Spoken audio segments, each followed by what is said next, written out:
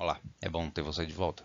Vamos ver as decisões que nos pareceram mais relevantes publicadas agora na terceira semana de dezembro de 2018 pelo TST.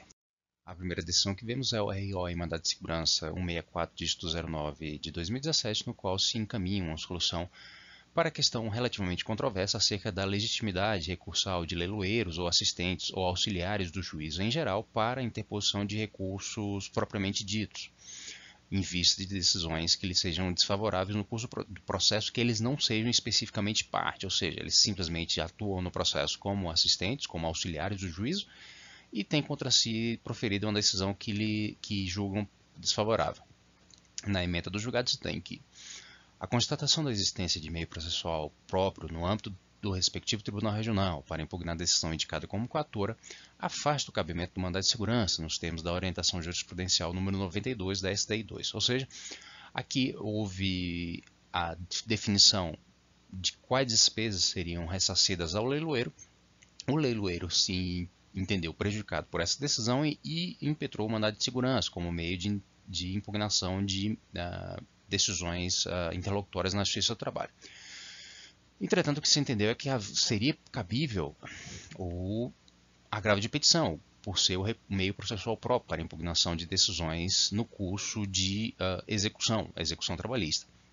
Assim, de alguma sorte, se estabelece que leiloeiros ou peritos ou assistentes auxiliares em geral do juiz têm legitimidade recursal para ajuizar ou para interpor recurso que seja cabível na fase correspondente e, consequentemente, o mandado de segurança nessas hipóteses não é cabível.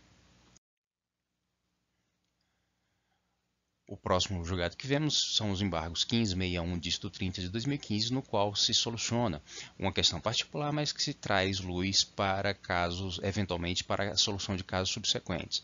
Aqui no caso se trata da Infraero, que estabeleceu uma norma regulamentar favorecendo aqueles trabalhadores que exercessem cargos de direção a incorporação dessa parcela. Entretanto, posteriormente foi revogada essa norma, esse benefício. A dúvida era saber se essa norma se incorporaria ao contrato de trabalho de todos os empregados ou apenas daqueles que realmente tivessem exercido a função de confiança antes da revogação da norma em questão. A ementa do caso traz que, no caso, o reclamante passou a exercer a função de confiança somente em setembro de 2010, o que permite concluir que, quando a norma instituidora do benefício foi revogada, em novembro de 2008, ainda não havia sido preenchido o requisito de 3 anos na função para fazer jus à incorporação do percentual sobre o valor da remuneração da gratificação até então auferida. Tal condição, não preenchimento do requisito temporal antes da revogação da norma, caracteriza elemento de distinção apto a afastar a aplicação do citado verbete jurisprudencial. Como é sabido, a jurisprudência do TST, especialmente na súmula 51, afirma que a alteração de normas regulamentares só tem vigência ou só tem eficácia para os trabalhadores contratados após essa alteração. Entretanto, nesse caso, o que se deu é que houve a revogação de uma norma durante a vigência do contrato do trabalhador. Esse trabalhador posteriormente exerceu a função de confiança estabelecida como condição necessária para o gozo do benefício. Entretanto, o que se entendeu é que essa norma não teria se incorporado definitivamente ao contrato de trabalho do trabalhador, porque ele não preencheu o requisito objetivo para o gozo do benefício quando essa norma estava vigente. Ou seja, há uma certa diferenciação entre a jurisprudência e a leitura que ordinariamente se faz no direito do trabalho dessas alterações contratuais, especialmente norma regulamentar, mas se entendeu por caracterizada uma distinção que justificava um tratamento diferenciado nesse caso. É certo que está resolvendo o caso específico da Infraero nesse julgado, mas pode-se extrair daqui uma nova interpretação, uma leitura diferenciada nessa circunstância, ou seja, em que uma norma revogada e não se caracteriza prejuízo caso o trabalhador, ao tempo da revogação, não tivesse ainda preenchido os requisitos necessários para o gozo do correspondente benefício. O próximo caso que vemos são os embargos da declaração 290900, dígito 67 de 2015, no qual se confirma que a multa imposta no julgamento de agravo interno se qualifica como requisito de admissibilidade de recursos posteriores, inclusive em embargos de declaração. A ementa desse julgado traz que A multa prevista no parágrafo 4º do artigo 1021 do CPC qualifica-se como requisito objetivo de admissibilidade de qualquer outro recurso, sendo imperativo seu atendimento ao tempo da interposição de cada novo apelo, de modo a propiciar o seu conhecimento. Estando os embargos de declaração dentre as modalidades recursais cabíveis contra decisões judiciais, a ausência de comprovação do recolhimento da multa prevista no parágrafo 4º do artigo 1021 do CPC, imposta quando a apreciação do agravo pelo órgão especial impõe o não conhecimento da medida processual sob análise, em base à declaração não conhecida. Aqui duas anotações. Uma primeira, por assim dizer, lateral, que é esse encadeamento processual, ou seja, houve um agravo de instrumento, após isso um desembargo de declaração, após isso embargos, após isso agravo regimental, após isso embargos de declaração, após isso o agravo interno e finalmente os embargos de declaração que não foram conhecidos. E aqui demonstra-se bem a dificuldade no alcance do trânsito em julgado, como se vê aqui, tratando-se de agravo de instrumento. Os embargos não seriam cabíveis e ainda assim geraram 4 outros incidentes processuais subsequentes. O outro aspecto importante é essa definição ou essa confirmação de que os embargos de declaração devem ser tratados como como recurso e, consequentemente, uma vez imposta multa no julgamento de agravo, deve ser recolhido, deve ser comprovado esse recolhimento para que se admitam recursos posteriores. O próximo julgado que destacamos trata da impossibilidade que o juiz de ofício determine tutela cautelar no mesmo ato que determina a citação para a ciência e participação do executado nos procedimentos da execução provisória. Trata-se do recurso ordinário à mandado de segurança 11374, dígito 14, de 2017, cuja ementa está lavrada nos seguintes termos. A singularidade do caso reside na circunstância de que não existem elementos de fato ou de direito que justifiquem a ação cautelar de ofício adotada pelo juízo reputado coator. A questão, portanto, não se confunde apenas com a possibilidade de apreensão de dinheiro em sede de execução provisória, questão já superada uma vez suplantada a diretriz do revogado item 3º da súmula 417 do TST. É certo que, em situações extremas de apreensão de valores em execução provisória, com embaraços sérios ao normal funcionamento da empresa, pode haver lesão a direito líquido e certo, autorizando excepcionalmente o manejo da ação mandamental e mesmo a concessão da ordem. Aqui, duas ordens de consideração. Primeiro, o destaque para essa decisão se alinhar ao entendimento que vem prevalecendo na SDI 2, no sentido de que quando houver quebra flagrante da ordem processual, será admissível o mandado de segurança. Aqui no caso, o problema identificado foi que no mesmo ato em que se determinou a citação, a mera citação para a ciência e a participação nos procedimentos de execução provisória, se determinou a apreensão de dinheiro, e isso de ofício, ou seja, sem pedido da parte contrária. Se entendeu que esse ato violava o devido processo legal estabelecido para o procedimento específico de execução provisória. E essa é a segunda ordem de consideração, que não se admitirá, então, pelo menos a partir de casos semelhantes a esse, que no mesmo ato que se determina a execução provisória, de ofício o juiz determine a apreensão de dinheiro, destacado aparentemente. Então, elementos suplementares ou excepcionais, de fato ou de direito, que justifiquem essa tutela cautelar, eventualmente será admissível, mas nessa circunstância específica em que não houve a demonstração de elementos suplementares, tampouco houve pedido expresso da parte, que afinal seria responsável por eventuais prejuízos decorrentes dessa tutela cautelar, dessa tutela provisória, se entendeu que houve lesão a direito líquido certo relativamente à observância do devido processo legal e, consequentemente, se concedeu a ordem. No próximo caso, oriundo da SDC, se confirma a impossibilidade de disposição acerca de regras relativas ao contrato de estágio por meio de norma coletiva. Trata-se do recurso ordinário em dissídio coletivo 20562, dígito 09 de 2014, cuja emenda traz que o contrato de estágio tem disciplina própria, que, nos termos do artigo 17 da Lei 11.788, estabelece o número máximo de estagiários em relação ao quadro pessoal, razão porque não cabe ao exercício do poder normativo da Justiça do Trabalho. Aqui você tem a confirmação de que as normas trabalhistas, a autonomia coletiva, não tem autorização para modificar tão diretamente normas expressas de lei. Consequentemente, encontra-se aqui um limite à negociação coletiva. O próximo julgado que destacamos também é oriundo da SDC, da Seção de Dissídios Coletivos, confirma a impossibilidade de norma coletiva e estipular a possibilidade de desconto ou estorno de comissões caso haja o inadimplemento posterior nas transações. Trata-se do recurso ordinário 147, dígito 23 de 2016, cuja ementa traz que a jurisprudência dessa Corte, consubstanciada no precedente normativo 97 da SDC, não admite norma coletiva que imponha desconto ou estorno das comissões do empregado, incidentes sobre mercadorias devolvidas pelo cliente após a efetivação da venda. Nesse sentido, o artigo 466 da CLT dispõe que o pagamento das comissões é somente exigível depois de ultimada a transação. Considera-se desse modo ultimada a transação quando aceita pelo comprador nos termos em que ele foi proposta, sendo, portanto, irrelevante o ulterior inadimplemento contratual ou desistência do negócio. Tal entendimento está em harmonia com o princípio justo trabalhista da alteridade, que coloca os riscos concernentes aos negócios efetuados em nome do empregador sob o ônus deste. Aqui também é uma situação um tanto excepcional, mas relevante de ser destacado,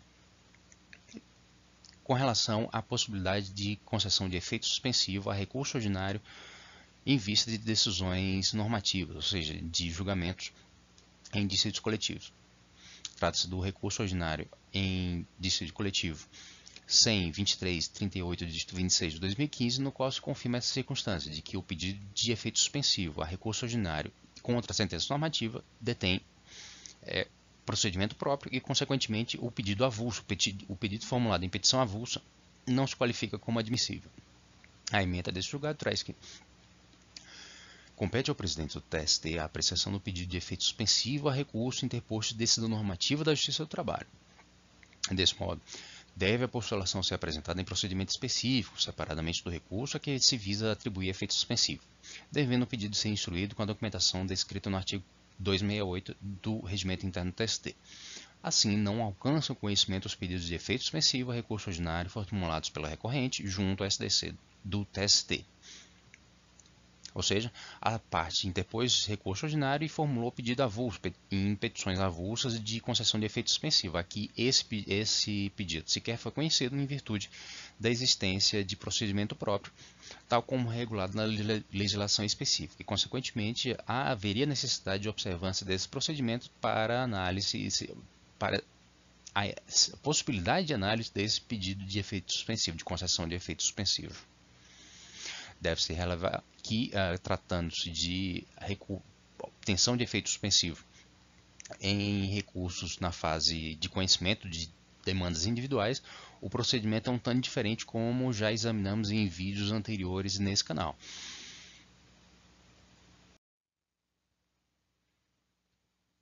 Aqui também uma situação vinda da SDC, que trata do atendimento, da necessidade do atendimento de formalidades quanto à participação dos trabalhadores diretamente envolvidos para autorização do ajuizamento de dissídio coletivo. É o recurso ordinário em dissídio coletivo 80.302, dígito 86 de 2017.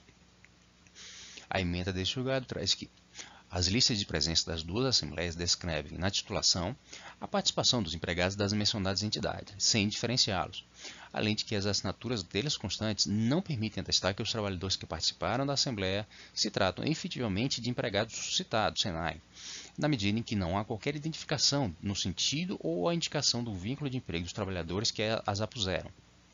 Desse modo, não restando comprovada a participação das assembleias de pelo menos um trabalhador do empregado suscitado, não tem por cumprido o requisito relativo ao quórum previsto no artigo 852 da CLT. A questão subjacente a esse caso é a necessidade da aprovação em assembleia com quórums específicos para a autorização do sindicato na instauração de instância relativa ao dissídio coletivo. Nesse caso, houve a convocação de assembleia que envolvia empregados de mais do que a empresa suscitada. Nas atas relativas a essas assembleias não constava identificação desses trabalhadores e, consequentemente, a impossibilidade de verificação do vínculo entre esses trabalhadores e a empresa suscitada e, consequentemente, não se confirmou a participação de trabalhador diretamente envolvido ou diretamente interessado no ajuizamento desse dissídio coletivo e, consequentemente, não se admitiu esse dissídio coletivo. O próximo julgado que destacamos, que merece atenção mais pela sua ocorrência e menos pela existência de uma divergência jurídica ou jurisprudencial mais específica.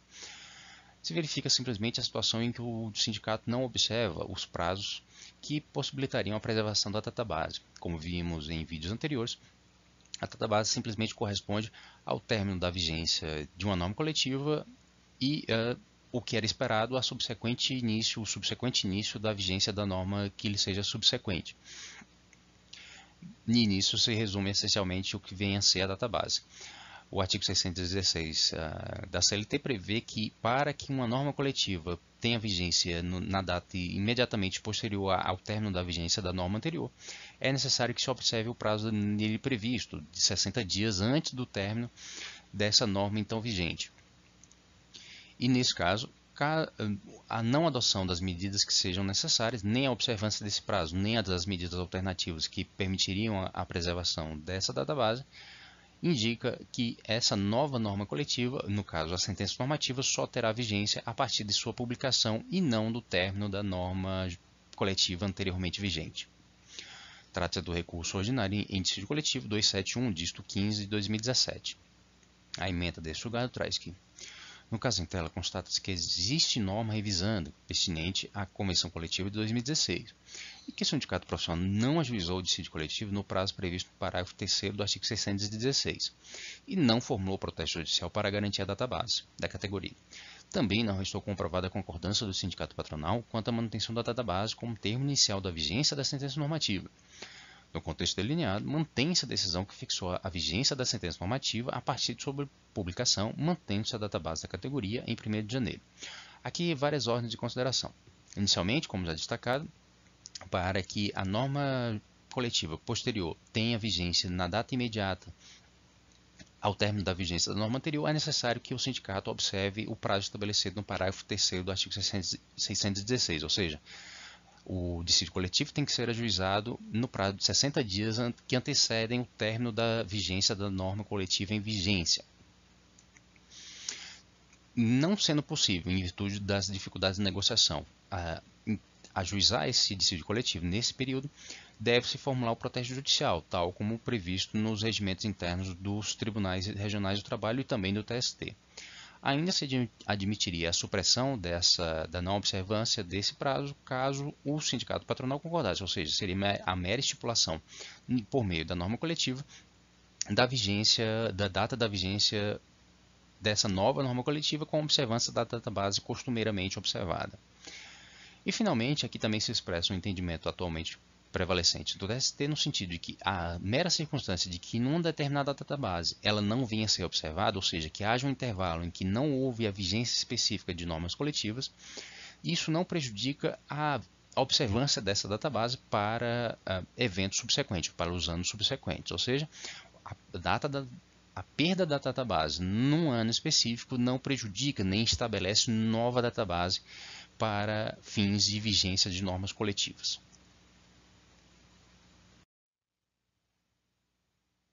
O próximo caso que vemos é da SDI, mas envolve a interpretação de norma coletiva relativamente à exigência ou ao limite das multas por descumprimento daquilo que esteja contido em norma coletiva, especialmente quanto à observância do valor da obrigação principal a que se vincula essa multa. São os embargos 851, dígito 20 de 2015. A emenda deste julgado traz que a questão sobre a possibilidade de limitação do valor da multa normativa ao valor da obrigação principal, ainda que decorrente de norma coletiva, foi decidida em sessão plenária dessa subseção, realizada em novembro de 2018, ao entendimento de que a cláusula normativa que estabelece multa por descumprimento do ajustado coletivamente tem natureza jurídica de cláusula penal, isto é, a obrigação acessória pela qual as partes acordam a indenização no caso de descumprimento de obrigação, o que atrai incidência da diretriz firmada na orientação jurisprudencial número 54 dessa subseção. O entendimento estabelecido nessa orientação jurisprudencial é nesse sentido, de que a cláusula penal, a multa prevista pelo descumprimento de uma determinada obrigação, não pode superar o valor da obrigação que visa preservar. Nesse caso, havia uma certa dúvida acerca da possibilidade de acumulação ilimitada dessas multas, tanto quantas fossem as ocorrências do descumprimento, em vista do valor, às vezes até irrisório ou bastante limitado, da obrigação principal que foi descumprida. Às vezes havia simplesmente o não pagamento de horas extras ou a não observância de intervalos ou de repousos semanais, cujo valor era relativamente pequeno, mas em virtude da repetição desses descumprimentos, a multa se acumulava a valores bastante superiores ao que seria a obrigação principal. Aqui, nesse julgamento ocorrido em novembro de 2018, nos embargos 12481, dígito 66 de 2014, se assentou um entendimento atualmente vigente ou prevalecente na SDI, no sentido de que essa multa prevista em cláusula normativa, em virtude do descumprimento exatamente do que tenha sido estabelecido nessa norma coletiva, não deve superar o valor da obrigação principal que visava preservar. E essas foram as decisões que nos pareceram mais relevantes publicadas na terceira semana de dezembro de 2018 pelo TST. Em virtude do recesso do tribunal, esse deve ser o último vídeo relativo às decisões do TST no ano de 2018, apenas com o retorno das atividades em 2019 que se deve retomar as publicações e, consequentemente, esse tipo de vídeo. Eventualmente também retornaremos nesse intervalo com os vídeos que tratam de questões específicas de direito processual ou material do trabalho. Para ficar ciente de todos esses vídeos, se inscreva no canal, subscreva, clique no sino para ficar sempre atento às notificações. Caso algum dos temas que surgiram nessas decisões lhe chame atenção ou você acha que mereça uma atenção diferenciada, deixe indicado nos comentários. E assim providenciaremos um vídeo tratando mais detidamente dessas matérias. O link para as emendas completas desses julgados se encontrará aí na descrição do vídeo. Eu agradeço a sua atenção e nos vemos no próximo ano. Até mais.